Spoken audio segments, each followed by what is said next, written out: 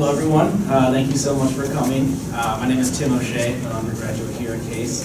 I'm a member of the Radical Student Union, and besides RSU, two other organizations that helped pull this event off are the Northeast Ohio Consortium for Middle East Studies and the newly established Jewish Voice for Peace chapter at Kent State University. And they were really important in making this event happen, so I really appreciate their support. Our speaker today is Hassan Muamer. He is a Palestinian environmental engineer from the village of Battir. I had the opportunity to meet Hassan back in May on a study abroad trip, and when he mentioned that he'd be coming to the United States, we thought that it would be a really great opportunity to invite him to Cleveland and give him a chance to talk about his village's story a little bit. So please join me in welcoming Hassan.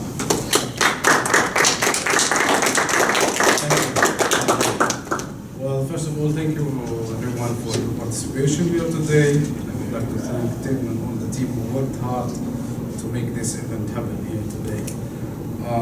So first of all, before I just start my presentation, most of the time I try to mention that Palestine is not Israel. Most people, they get confused when I say Palestine, then they tell me Pakistan, then I said no, Palestine, and they said it's Israel. I said no, it's Palestine. So for me, it's a more important thing when I start any presentation is just to show a small map, that it's just showing where it's Israel written on the general frame, where it's the occupied territory of Palestine, which Israel took over after 1948 war. And this is where the creation of the name of the State of Israel starts showing up. Basically and simply, when people tell me, but how that happened and why do you call that? Because if I may, what's your name, please? Jack. Jack. If I just take Jack's phone here and I just put it in my pocket, okay? And none of you have seen him doing that. Then Jack will claim his phone, and I will tell you, no, I just put it out from my pocket, and you will witness it's mine because I took it out of my pocket. Then Jack will keep claiming that it's his phone, and I said, no, from this day, May 15, 1948, it's the creation of the State of Israel. And then from this day, today is what? 30th of October, 2019, this phone is mine. So it's not yours anymore. That's exactly what happened in our story and how Israel started. This is how it's exactly started the land colonization for Palestine. And there were so many things in 1948 that Israel had the power to take over 78% of the total area of historical Palestine. So my village is just located on the new classified borderline between what was start being called West Bank and Gaza Strip as Palestinian state.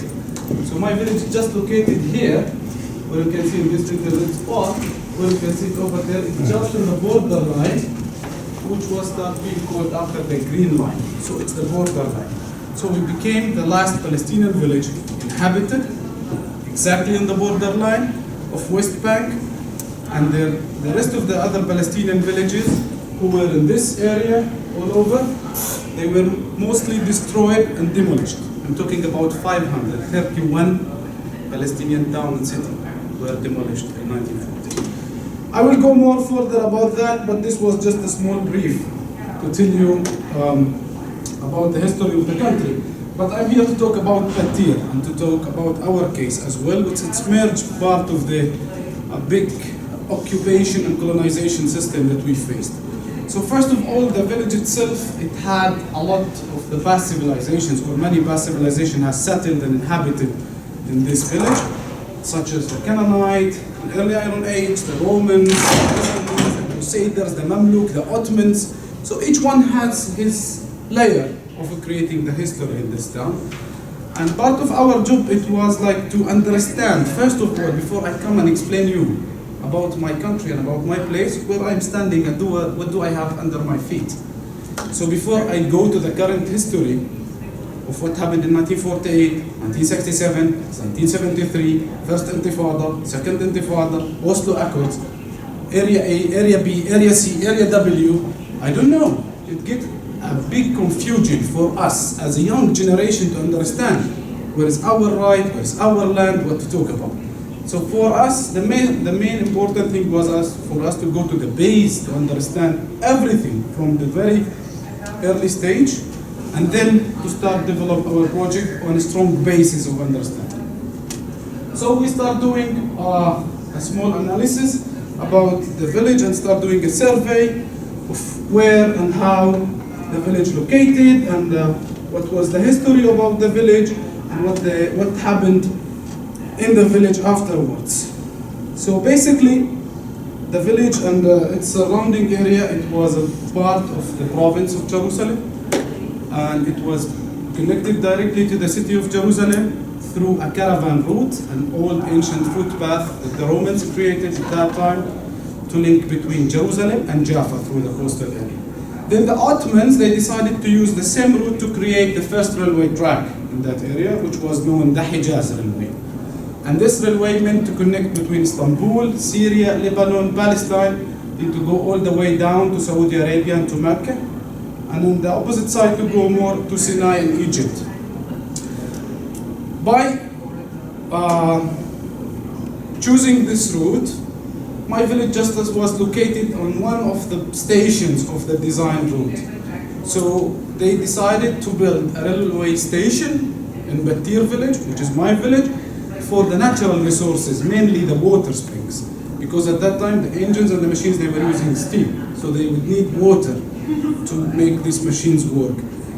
In addition to that, there was some kind of flat area on this route where they could create more space for the market, for the facilities of the railway station. So this were first of all, the creation of the Hijaz railway started, and it started giving a popularity about Battir. And it also allowed the people from Battir a new tool to travel, to get education in big cities like Damascus, Beirut, and in Jerusalem as well. So this is where many of the elders of the village now, they have degrees from the American University in Beirut or in the American University in Cairo. So it was a big, an important element and transportation mean, not only for economical life, but for other means of social life and education. People gained benefit out of it. But unfortunately, things didn't continue or carry on that way because we had 1948 war, which is known as a Nakba for us, for Palestinians, where everything has been collapsing and Israel start taking over all the surrounding villages and areas to my village. And they start taking over the railway track, and we lost access to Jerusalem as 531 Palestinian town and city has been destroyed. One of the famous cases, it's only around 3 miles away from my town, it's called Deir Yassin. It's a famous massacre where Israeli Zionist groups and militias, they attacked the village and they destroyed 50 houses on the heads of their families. The impact of this massacre had a big influence in all the surrounding area. One of them was Battir, in addition to another 18 villages where the people had no other choice than to find a safer place to survive. I refuse totally to tell people run away, because this is the Israeli media want to say that people had run away, left their houses, left their places, but it was a terrifying process for the people to push them move out. Then they would use a status of land without people for people without land. That's exactly what was the story behind it. So they would bomb and destroy one big village, then the rest of the surrounding villages, they would go terrified, they would leave their houses, then Israeli militias, and they would say, we came in, we had nobody there, we didn't find, we didn't destroy, we didn't kill. So Deir Yassin was one of these famous cases that it was next to my village, where the people of Battir had been impacted or affected directly by this massacre. So people seeked for safe places around, and in Arab culture, as Palestinians, we are part of the Arab culture. In Arab culture, we do ask for safety from a place to another. So in Arabic, we call this tanayib. So I ask your support and help, like through the neighbor villages or the neighbor cities or the neighbor tribes as well. So people, when they start moving, they start going from their critical areas to ask for help and support from their neighbors.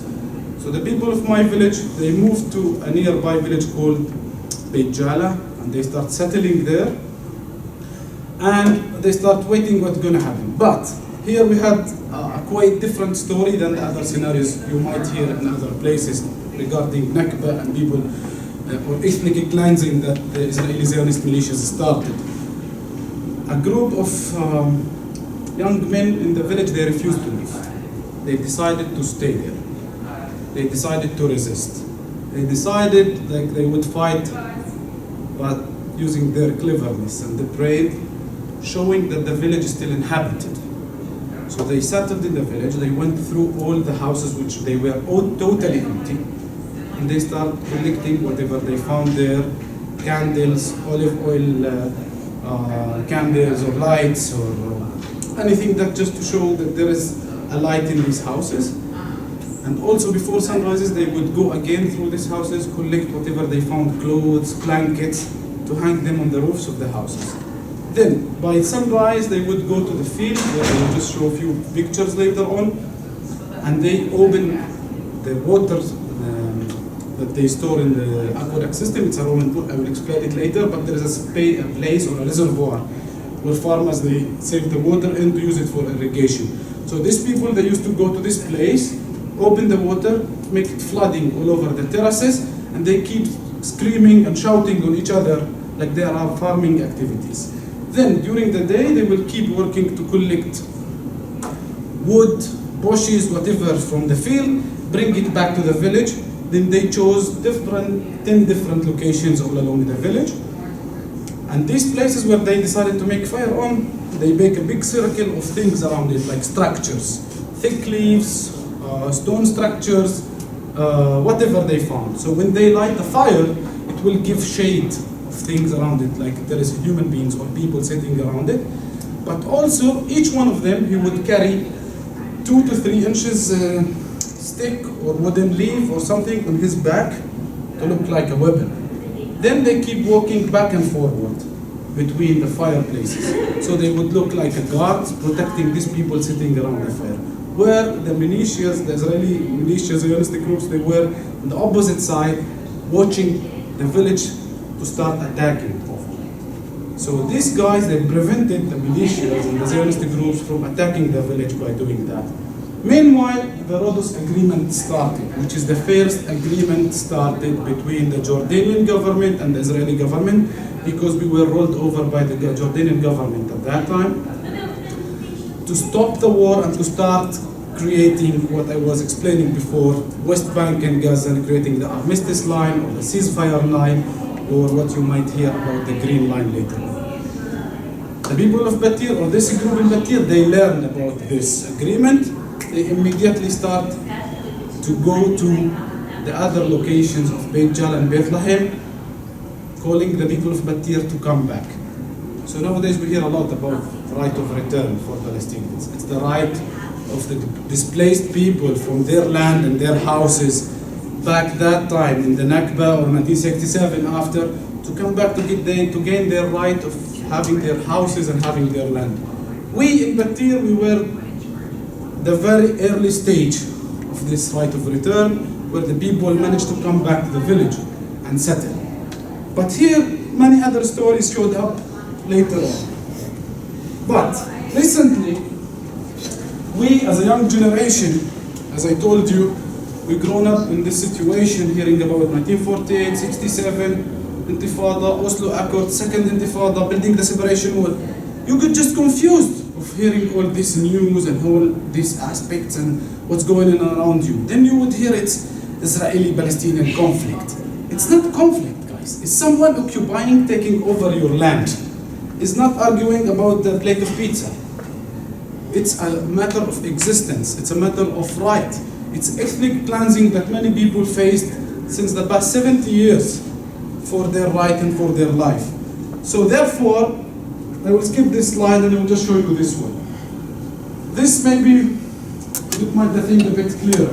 As you can see over there, where is the red spot, there is the old city of Jerusalem, and this hatched area is the location of my town, Battir. So the distance in total is around 8 kilometers. This is around like 5.5 miles or something like that. And it was clearly close distance to have what I told you about the connection between the city and the village with the caravan routes and the trade routes and the pilgrims routes as well.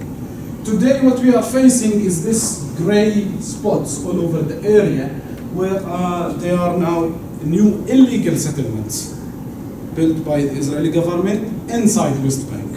So inside the proposed new state for Palestinians, if we would clarify it like that. So the big plan for Israelis is how to link Jerusalem with all over this area of what it's known as Gosh Action Block, is the biggest settlement area on the way to Hebron, to create the idea of the Great Jerusalem. How they would manage that? By creating this orange line that's sneaking in all over to prevent all these blue spots here in this area to have access to these ones here.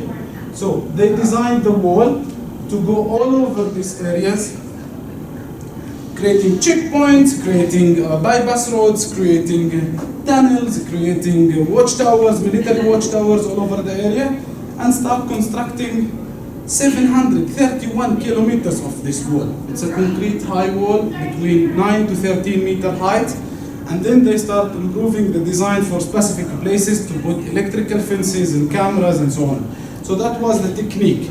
They started the construction of this wall in 2002, 2003. Then we've seen this plan that's coming toward us. It will surround Battir, disconnected totally from Bethlehem, disconnected totally from Jerusalem.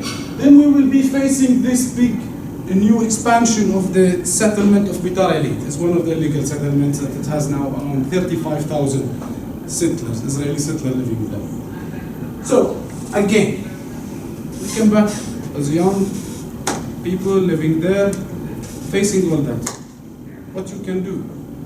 What is the possibilities in front of you to get a better future for yourself, for your education, for your family, for a good life, if we would call it. So we've received an official military order in the year 2005 by the Israeli IDF, or Defense Forces, to start constructing the wall all over this area in here as a matter of security issue. Security issue for who? For the Israeli state. Always. Everything you would hear in the news, it's related back to the security issue of the Israeli state, and this is not negotiable. So it's a red line that when they decide concern security, nobody can change, nobody can do anything. So we came and we said what we can do again. We decided to do a very simple analysis. Contains 3 columns. The Israeli plan, so we could understand what's the purpose of the war, where it's going to be, everything. Second column, the Palestinian reaction. What could be our reaction on international level, local level, community level, demonstrations, weekly demonstrations, I don't know. And then what could be the final result? Most of the cases we had in Palestine for all the past years, Israel influence and construct and build and do everything they planned for.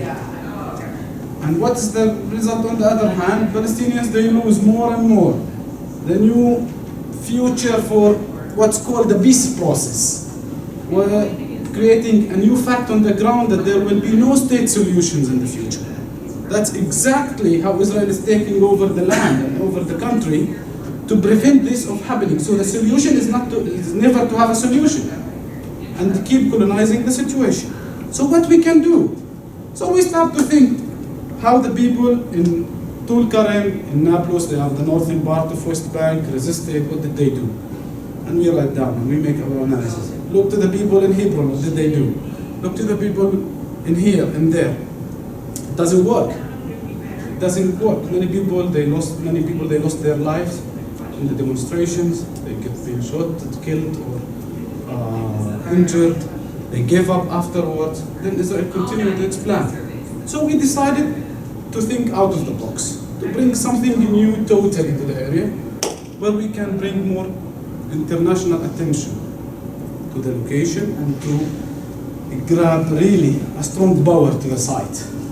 Because we want, if we would keep it just Palestinian-Israeli matter, it will never work. Israel has the power, it has the control. It doesn't give any value for any international law. So how we could do that? To go to an Israeli Supreme Court? Okay, we know what gonna that make. It's gonna delay it a few months, few years, then after they will get approval to do it. So our idea, it was to start a research concerning landscape, environmental study, and cultural heritage preservation study. And people looked at us and they said, are you crazy? Are you seriously going to stop the Israeli bulldozers by your maps and studies and studying environment? I said, yes. We went. We don't know yet, but maybe this is a new tool. This is maybe a new way, a new strategy. So we started to think, why we don't study and do a full survey and environmental study about the total area of Battir and look to all the cultural and natural values that we have on the ground and look about the relation that we had from all the past civilizations with Jerusalem and Jaffa and put it all together in a new scenario. And we highlight the value of Battir from another perspective. So we start doing so, supported by a UNESCO Ramallah office, which was a small office still created in Bethlehem, in Palestine in 2007, 2008. And we decided to go through this study, even though we didn't have much support, we didn't have much funds, no governmental support, nobody. But we decided to go through this mapping and through this survey. Then we start surveying every single thing that's related to Battir land and a bit of the surrounding. So Battir land is around 8,000 dunams. Each dunam is 1,000 meters square.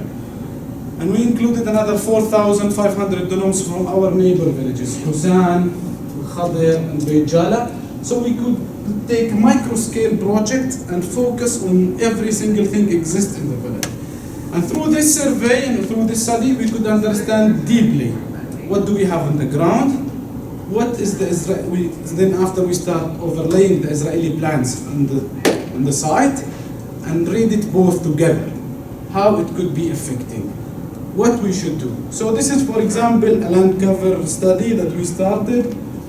This one is more for the natural and cultural elements, landmarks. These, like, for example, archaeological sites. This dates to the Byzantine period. This is Roman one. The other one over there is another Roman site, and Roman castrum and fortress. The orange spot over there, this is the old city, which was built over a huge aqueduct system, distributing system for the terraces from a natural water spring. And we start highlighting all these values until we just found this result for another layer of the survey. Maybe you can see like small gray lines over these green areas. This is the big value we discovered for what we call in Palestine the sanasi, the dry stone walls. The stones that the human being one day carried out from the nature, and he put them in a nice setup to create retaining walls or just walls to protect the farms and to protect their fields. We found 554,000 linear meter of these walls constructed in this small space in Battir only. Then they start opening new questions. Why it was built, for whom it was built, which reason, who did that, since when? So we start to focus a bit on this value. What's the difference between this human-made structures and the pyramids in Egypt? And Petra in Jordan? What? Nothing. It's a human value that human beings started since thousands of years for his benefit and how to deal with landscape and with nature to benefit his life and to benefit his, or to survive him. So we start to focus on this aspect, and we start claiming to UNESCO that we want to start a real project in preserving these dry stone walls. Then we immediately took the Israeli plan for building the wall, and we saw how we're going to destroy most of this. And Israel, it called itself as one of the, not only democratic state in the Middle East, that's another one, but it's called itself as one of the most important models for landscape and nature conservation in the Middle East. So how they would allow do such a thing? And also they were specific partner and special committee at UNESCO board at that time. So we wanted exactly to touch them there. That was point number one. Point number two, we try to understand and translate all the publications and reports were made by the Nature and Park Authority in Israel, translated from Hebrew to English. Then we see what it was exactly they are trying to preserve. So they would preserve the dry stone walls or these structures. They would preserve wildlife, special animals. We have the Palestinian mountain gazelle, the red foxes, and so on. They are endangered. We immediately took these documents and we applied it to our report, and we said we want to do that, and the wall going to prevent all that. So from here we start creating a new argument. Then we started to focus exactly on elements on the ground to go for a scientific methodology. So if we could present it to anybody, he can understand what exactly we want. And at this point, we are not talking politics, right? We didn't mention anything about politics. We didn't mention anything about a new state solution, or 3-state solution, or 10-state solutions. I don't mind. I'm just keen to preserve all this. So here, where we just started to focus more on the irrigation channels, irrigation pools, the footpaths, the monumental stones. The tool or a lime kiln is one of the structures that we also found in the village. It's an old technique to create lime. Lime is a powder. It's the first techniques the human beings start using before cement. So it was an important material that they used to mix to create mortar, to connect joints together and so on. So we start highlighting all these values together and what we can do with that and what does it mean to create or to preserve this kind of castles or towers, where it was watchtowers for farmers at that time because they are far away from their fields, so they create a new place for them during the season. The age of these people, of these places between 800 to 1,600 years old. So it's not the right of anyone to come just to destroy it, for whatever reason. And then we start getting more in details of what these dry stone walls, since when it was built, what the technique of creating these parcels, it dates back to the Roman era. The creation of the aqueduct system, it was a Canaanite technique, started 3000 BC. Then the Romans, they came and they just developed the site, and they start distributing the water using gravity between the channels in here. Then creating these parcels to distribute water to cultivate different crops. And the people of Battir, since that time, they're still using the same techniques. So it's a living heritage. We are not talking about an abandoned archaeological site that people just go have a photo with and just leave back. No, it's a living place with a value. So we wanted exactly to focus on that. Then we start focusing why the people of Battir, they didn't start constructing here, why they preserved all this area. This is the historical road that used to connect between Battir and Jerusalem. This is an Islamic shrine. This is all the built-up area that was built on a cliff. And the people maintained and managed to preserve all this area for agriculture and using the same traditional techniques for irrigation.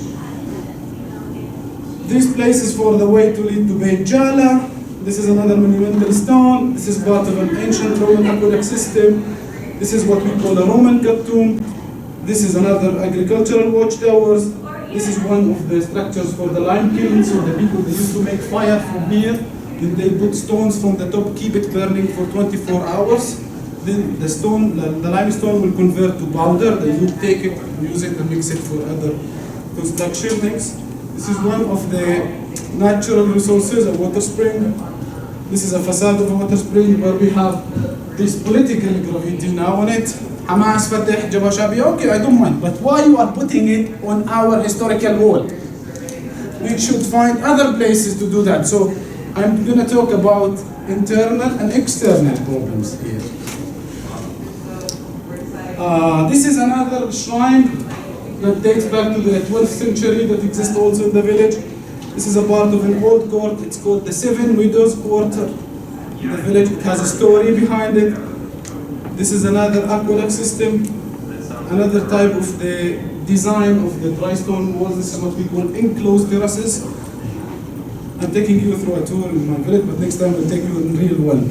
just come to visit. This is a Canaanite archaeological site where this was an old fortress in the old city during the Canaanite period. Another view for the terraces, the aqueduct again, old buildings, and so on. So from here, we start to think on how to create a network between everything I told you or I showed you, using the old paths, the old small roads that the human being used for reaching their agricultural land or reaching other places or reaching other cities, and how to convert them to hiking trails.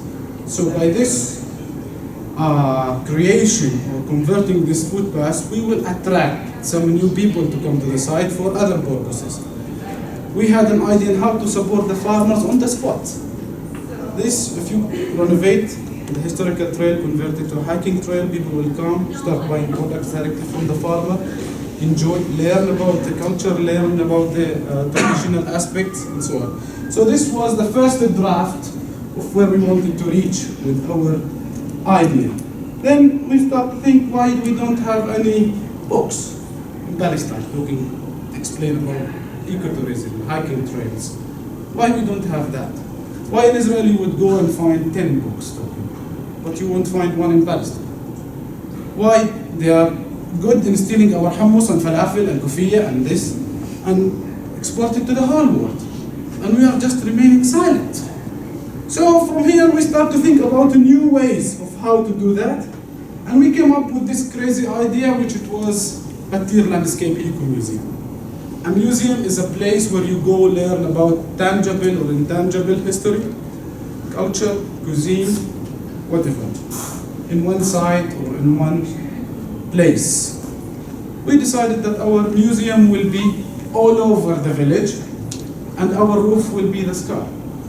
So we designed the hiking trails all over the area, and every single element of what I explained earlier, it will be part of the museum. So you will come to walk all there in Battir to learn about the aqueduct, the vegetables, the people, the life, the cuisine, the culture, the tradition, the music, while you are just enjoying your walk in our museum. That's where we started as a first hint in 2011, but I'm saying now it's as an easy story, but we had a lot of challenges on how to go ahead with that and how to do that. So first of all, when we finished the survey to get all this data, to explain it to you, it took us 4 years to have this in between our hands. To go for an international level with all this data to prevent building the separation wall, because we had a Supreme Court and there was time lost for the construction or for the starting of the construction of the separation wall. What we can do?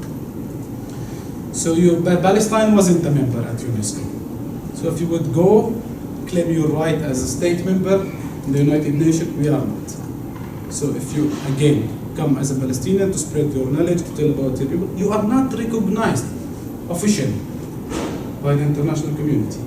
So you keep talking, nobody will hear you. So we tried and we insist that we're going to reach an international level. So we used the Red Cross to apply for an international prize called Melina Mercury Prize for landscape conservation and safeguardings in UNESCO Greece. So it's not Palestine who's applied, the Red Cross, but it's representing OPT, Occupied Palestinian Territories. We managed, we submitted our application, but why we needed that? For 2 reasons. First of all, the Supreme Court, which has no time for us because we want to submit any document to prevent them from start construction the wall. Second, we want someone to evaluate our work for free.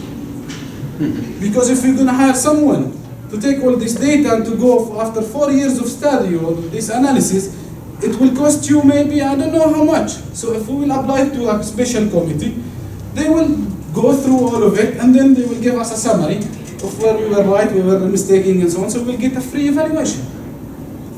And the third thing, to get a certificate that we applied for this. So after that we applied in October 2010. In January, when we applied, there were 103 projects, 103 projects from 40 countries all over the world. There were the States, Saudi Arabia, Spain, England, huge projects. well funded by big governments, so you talk about millions. And we just came with this small, tiny project coming from this neglected area of West Bank where people would know more about the Israeli conflict. Why they would come and to talk about landscape? Well, come on. So we were project number 104. So our chances to win is less than 1%. But we decided to go ahead and remain silent. Remain silent for two reasons again. This is part of the challenges always that it shows up. The first reason that we might get affected directly by the Israelis or by the Israeli government. They would try to do some lobby or manipulating around the project and then will kick us out of the committee. That's a possibility. Second possibility, or second thing, we were kind of afraid, I should be honest with you.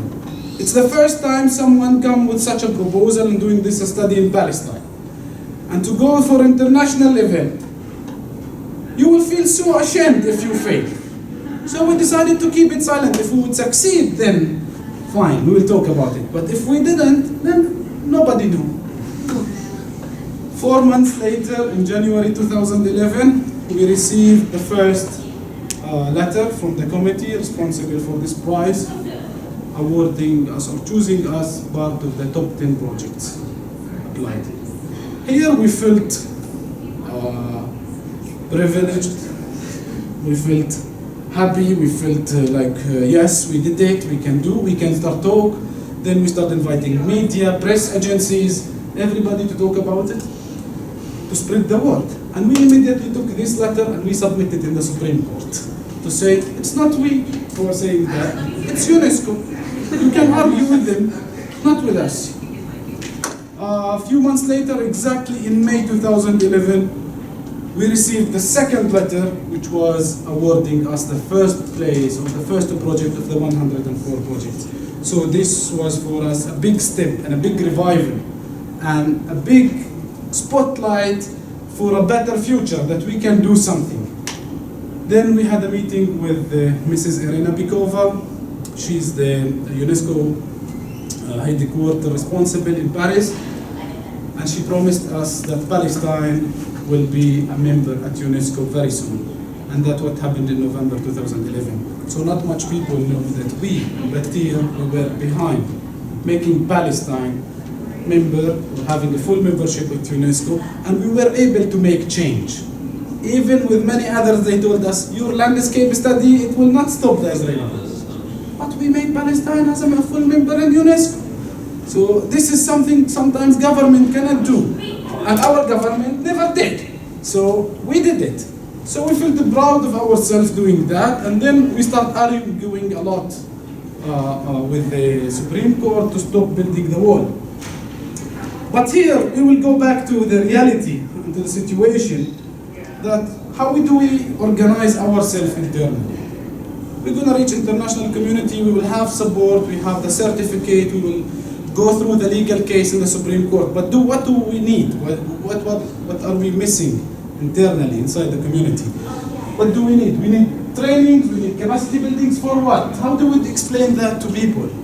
How you will just go and tell a farmer who's working in his field that I will give you a training? He will look at you and he said, what do you want from me? Go away. So how you would just convince that with the reality of the situation? How you would come up with a strategy that you will involve everyone in his profession without giving him? But this needs some people to lead over. This needs some youth, some young people from the village to start this initiative and to start fulfilling it with others. Then capacity building for the municipality, for the village council. What do we need from them regarding infrastructure, new projects? How do they raise funds? What do they do with it? Do we have any strategy for the municipality or for the village where we are heading toward to what? What's our challenges is based from the Israeli occupation? Internal challenges. Do we have a strategy for the coming 5 years? What do we want? What kind of project that's missing? What do we need to raise funds for, and so on? So this is the kind of things we start to think about, because we want to get this project as an umbrella for all the activities that are going on in the village. Then research. We started with research. Our main base, when we started all our struggle, it was a research. We didn't know where it will end up and where it will lead us. So research is an important fact that we need to develop further in for any community development, or any nation development, or even governmental development, I don't know. But research was a focal point for us to consider. Then some physical interventions where it was needed at that time, because we're going to open the site for people. We are publishing a book for hikers to come over, for visitors to come over. We need to prepare the hiking trails. We need to prepare homestays, guest houses, restaurants, cafes. Well, we should be organized. So I was more or less responsible about this part, with a big team of my colleagues as well from the village, to start immediately acting. But on the other hand, we had still the struggle with the separation wall. We had the struggle with the UNESCO. Okay, we won the prize, but that's not enough. We need an international recognition for us. This means we have to go through a long, complicated process to gain World Heritage status. This is not easy, guys.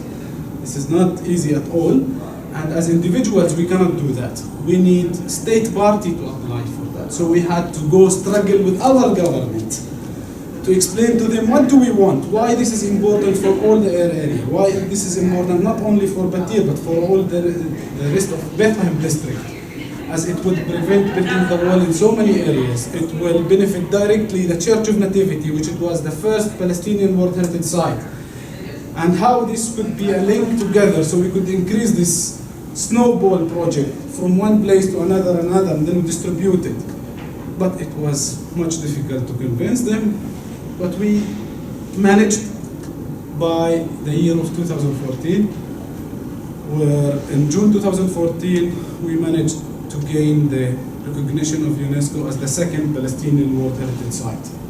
And this was our second achievement as a community.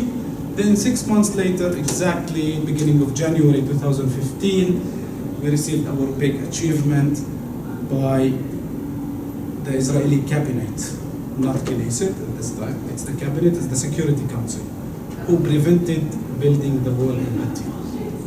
And this was the first Palestinian case where could we stop an Israeli plan for once, at least in our history. Then I will go back to our project, which was here, creating more designs for the hiking trails, how to link between all the elements, where do we need to create rest areas, the guest houses, the cafes, how to develop new hiking trails, and so on. This is another map, and then this is part of our interventions in the field. How it used to be before, this like tiny little trail, how do we maintain it on friendly, environmentally ways without harming the environment and the nature, and also respecting or preserving the cultural heritage of the space and so on. So we start doing so with these like ideas and examples that you can see around you. And this is like one of the old houses that we managed to renovate and to create a guest house later on. And this is where we start hosting activities, providing new services in the village, signage, waymarking, involving local expertise of the farmers in the maintenance process and the rehabilitation work. Then people start coming. And this is where I met Tim and the group, actually, after people start really coming to the village. Then we came up with this Battir 2020 initiative as part of creating more awareness activities, awareness campaign for the young generation in the village, how to involve them. Because I told you, yes, we have a problem of Israelis building a new settlement next to my village or building the wall. But I also have another problem in my village, that we have no education about trash problem. And people throwing trash everywhere. And this is frustrating. Like you just go and you want to do something for yourself. I cannot complain about the occupation for my trash problem. I need to solve it myself.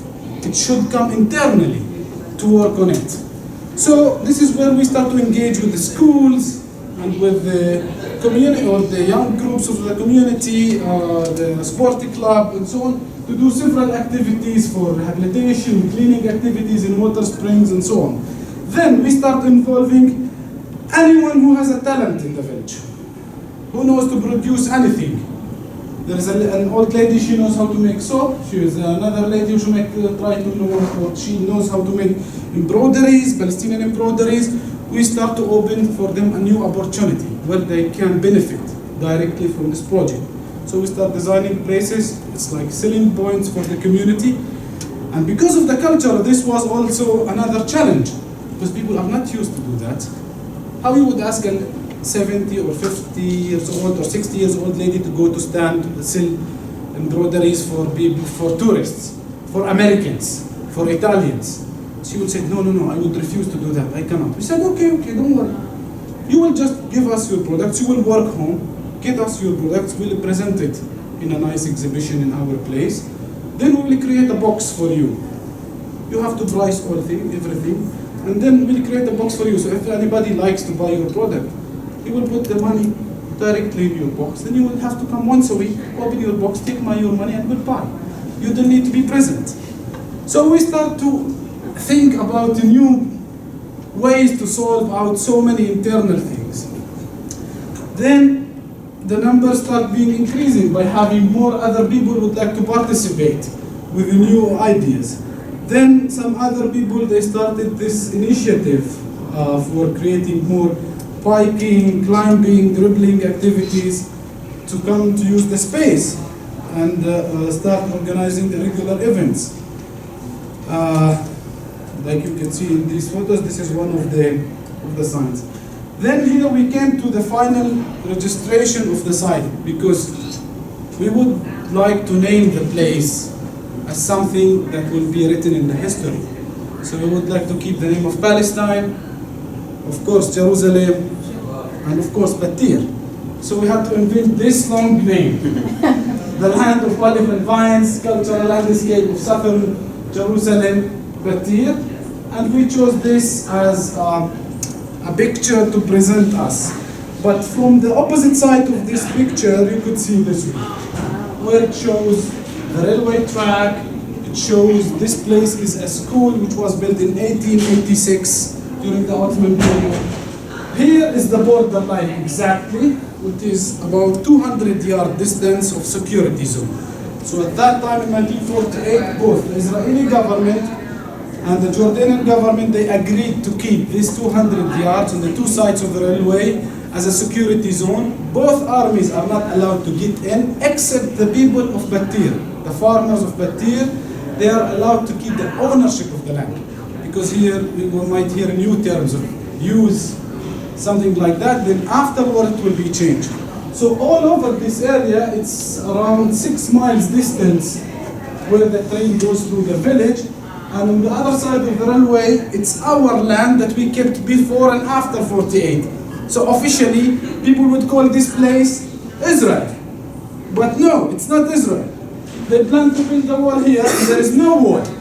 They try to create what's known as agricultural gates for us to give us a daily access, and it never happened, because we included in the core zone of UNESCO. So our main aim is how to preserve this view, basically. Which is beautiful, you might think, but also it has a lot of complexity, as this area is part of Jerusalem municipality. They take it over, the Jerusalem municipality, so if we need to build or to construct or to develop anything, the municipality of Jerusalem has to influence to give you permits to do that. We have a new classification for the land started after Oslo Accords to classify the land in 3 levels, A, B, and C. Area A is fully under the Palestinian control. Area B is administratively controlled by the Palestinian government and militarily by the Israeli government. Area C, which is fully under the Israeli control. 70% of my village is Area C, which is fully under the Israeli control. We have no Area A at all, so we have no Palestinian Authority presence. We have only 30% of the village is Area B, which is mixed, administrative and military presence. So this is another complicated situation, how to deal with and how to do that. But I decided to show you a simulation. What if we didn't preserve this site? What would it look like? This is exactly the future they want us to get. This is exactly the future they're proposing for a peace process and two-state solution.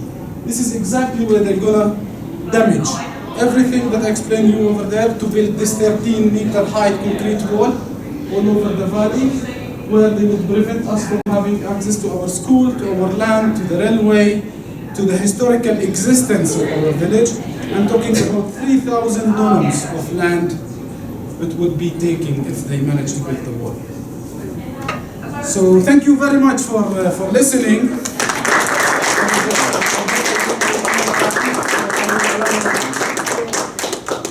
I'm sorry if I took more time than expected. Maybe we have like 5-10 minutes to take a few questions if you have. Thank you for listening. So I have a couple quick questions. The first one I think you almost answered. So if there's an issue to call the police in your village, who comes? That's the first one. So I think it resembles the Kalendia area, it sounds like, in terms of. And the second question is a little bit more critical. Is there a tension between bringing in Europeans and North Americans for tourism in Palestine and having them recognize what an occupation is? In other words, is there a risk that bringing tourists in, they may come around and say, this is a lovely place. I understand Palestinians and it's great, but in the hierarchy of what's wrong in the world, this part of Palestine is okay. So sort of those two things about the policing, and then is there a tension in tourism? Okay, so regarding the police thing, unfortunately, we cannot call the Palestinian police if we have any problems. And if we call the Israeli one, they will never show up. So it's part of like creating this messy situation. No man's lands, or sort of. What they call no man's land, but there is the man and there's the land. The other thing is also they intend to create more social problems in these areas as Israeli strategy, so where to create more killing, more drugs problems, and so on. We totally understand that and we are aware of this problem in Palestine. So that's why most of our internal problems, we solve it internally, between families, between people from the village. We are in a small community, so we almost know each other. So when a problem happens between two buddies or two families or whatever, there were others will come and will solve it over without involving any police. Regarding your second question of bringing tourists to the area and would say, wow, this is a very nice, quiet place, why do we just come here? Where is the conflict and the problem out of that? That's our job. That's where we exactly fit in, and that's how we designed the project. We want the place to give hope in Palestine, because they will be visiting so many other places and they would never see a beautiful place like this, but with dummy problems.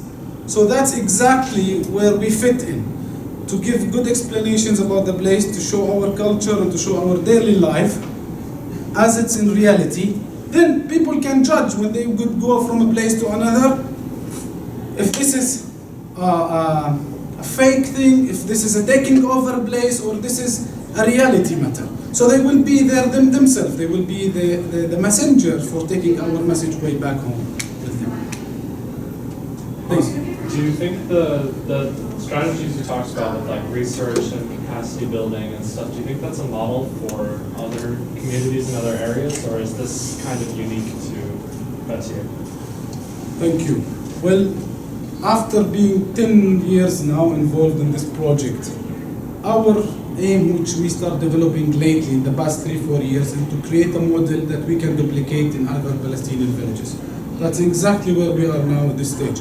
So we start cooperating with many Palestinian villages around us, like Wadi Fukin, southwest of our village. We have a twinning village with a place called Sebastian, the northern part of Nablus.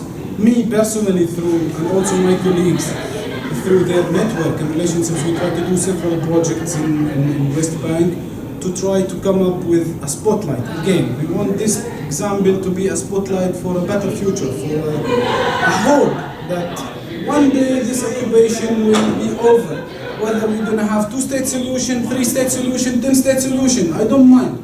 But my first requirement, my first request for anybody I'm talking with is to gain my freedom as a human being. Then peace and justice will follow. But as they were delaying us with the fake peace process for the past 27 years, without gaining any freedom to be recognized as a human being, we will never get a solution. Thank you. I think one other. Yes. Okay. Yeah, we start with them, then we go. Could you just speak a little bit about the pine trees? Yes, this is okay. This is your question. Always you are trying to. The You know the imported story. trees is The pine trees. Yeah. Okay. We have a big challenge with this tree, especially nowadays and in the village with the circumstances that we are fighting. So all what you see, maybe I'll change the slide just to this one a little bit.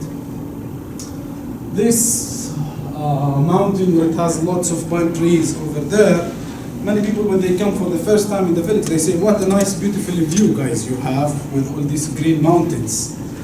And this is actually part of our, what I call environmental cancer, that is colonizing all over the land slowly by using these trees. First of all, these trees they are never native trees. They were brought to the country during the British mandate, during 1915, 1920s. Then it was after taking over by some Israeli kibbutzim to do specific analysis about it, on how to start planting it all over the country. For several reasons, I will mention some of them, but it started immediately after 1948 to start planting these trees all over the areas of the demolished Palestinian villages.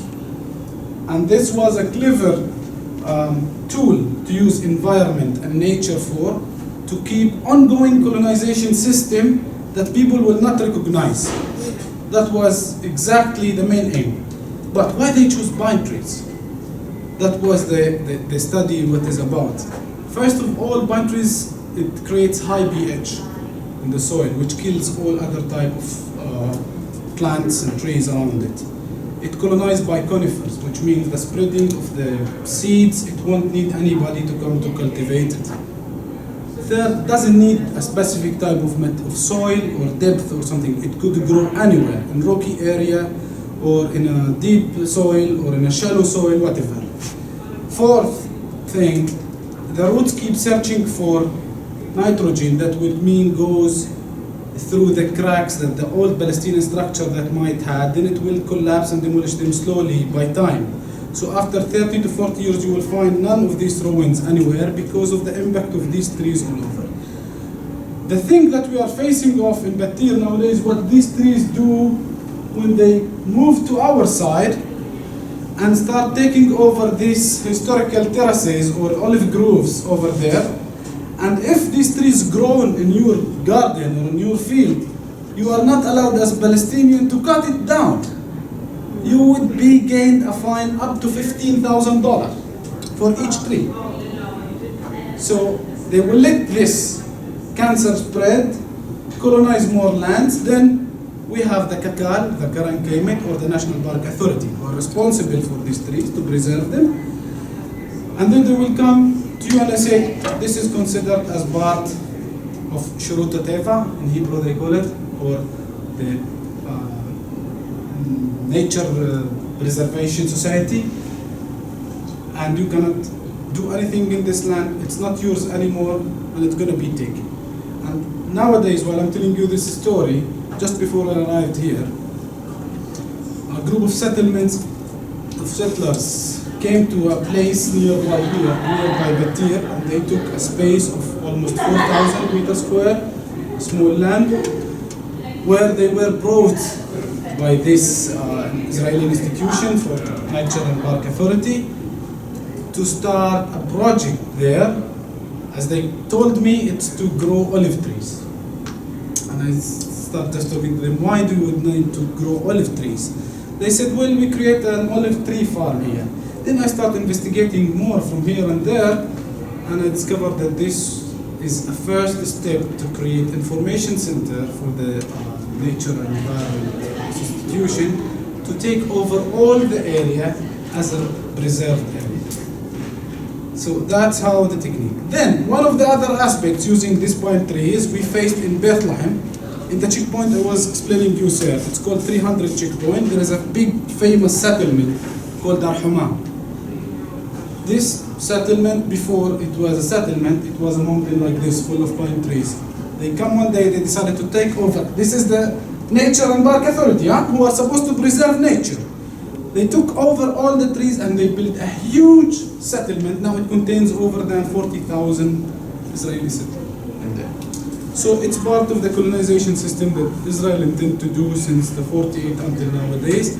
And we as Palestinians, we don't recognize this system of confiscating and colonizing your land.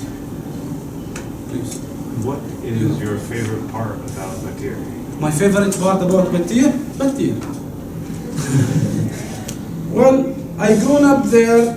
I lived for 5 years in abroad, and then I came back and spent the whole of my life there. And then I had a strong relationship to my village that I want to do something.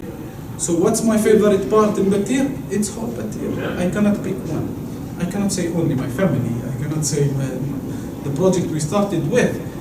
But Battir as a concept, all of it is my favorite.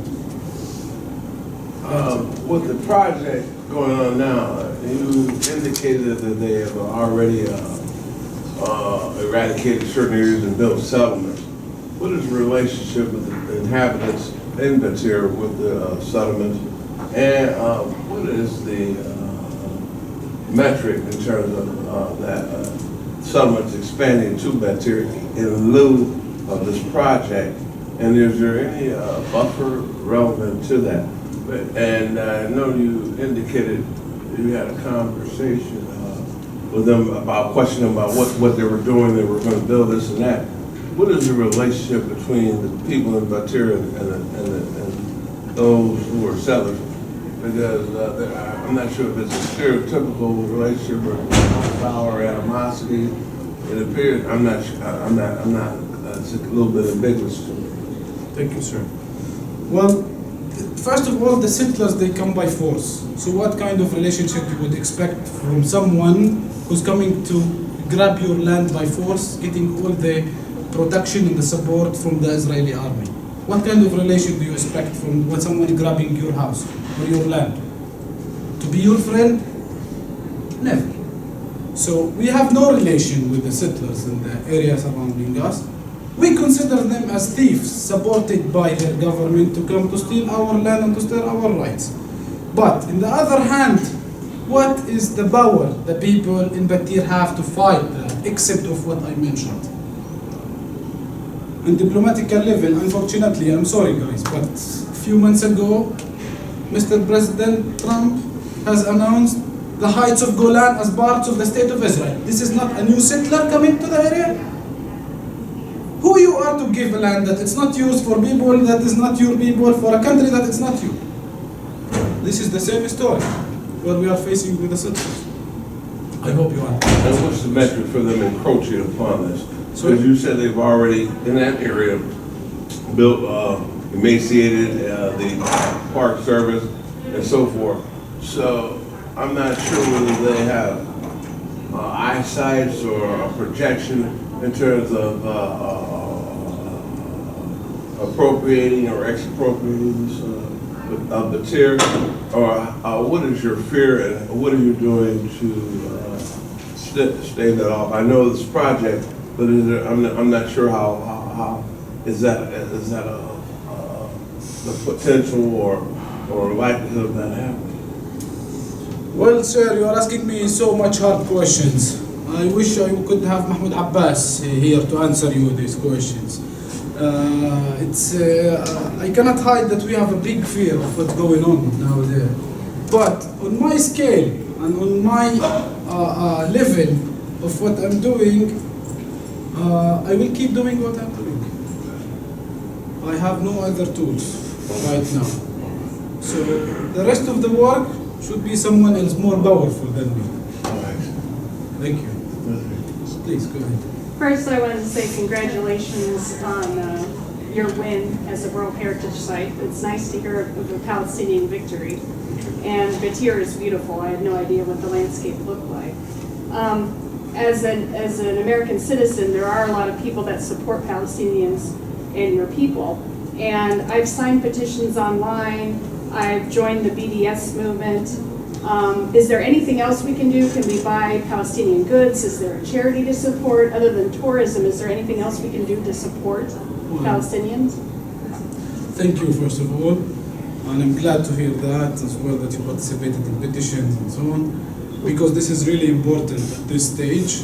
And it's like not only life-changing for us, but it's showing that we are not alone. This is really much needed in Palestine. People, they got desperate and disappointed of being abandoned and alone in this fight.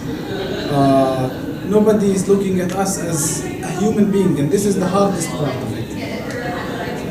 So, regarding your question, yes, now there are many fair trade associations and institutions that I'm working with, along with Battir project, that they are start exporting goodies from Battir, from Palestine in general, like unfair trade. For example, that it's now having that if you just Google it, you will just find they have locations in the States for distribution, both and delivery of the goodies from Palestine. There are many civil society organizations also working in Palestine who accept donations for supporting such projects. I'm not in one of them as a founder or board director to advise you for any of them, but I can provide you with a list of names for people whom I know. But I'm not individually part of any NGO yet. Thank you. Okay, thank you very much. You have a question? Okay. Thank you so much. I was in Battir last June. I'm Khalid, okay, yes. nice to meet you. He was in the village when I wasn't there. Yes. Yeah, okay. Beautiful town, beautiful landscape, and just an amazing community. Very welcoming, very social. As somebody who's interested in the heritage construction, this heritage processes that involve UNESCO and other major NGOs, this is, to my knowledge, the first case in which turning a site into heritage serves as a mechanism for inclusion, not disposition, not exclusion or disposition. And this is really great. It's really it's a hopeful situation. I've studied a couple of sites that were turned into World Heritage, and in that process, the locals are excluded for tourist consumption and for commodification rather than inclusion. Yeah. And ownership. So this is a great example. What I learned in my visit to Battir and other parts of Palestine, the West Bank, is every time we spoke with a delegation called IPS Palestine, every time we spoke with an NGO representative, activist, we were told constantly to think about things that connect us all as humans, as people who are committed to social justice, environmental justice. Not so much when we talk to people in our communities in the United States, not so much emphasize Palestine, but emphasize the rights for humans to use the land in which they grew up, to rights for people regardless of their color, religion, their national origin, to assert their rights as human beings. And if we adopt that language of social justice, that language of claiming people's rights and humanizing people, Palestine will come as an automatic sort of conclusion, right? So we, on multiple occasions, we were asked kindly not to be allies, so quote-unquote allies for Palestinians, not to necessarily buy or sign petitions. Those are helpful things to do, but most importantly, adopt a language and an ethic of social justice and human rights for all people. In our very communities, in this country, in our religious, gender, or also act locally so that some of the themes that connect us all as humans can come in nicely and seamlessly when we talk about Palestine. Thank you. Thank you. Thank you very much. Thank you. Thank you very much for listening.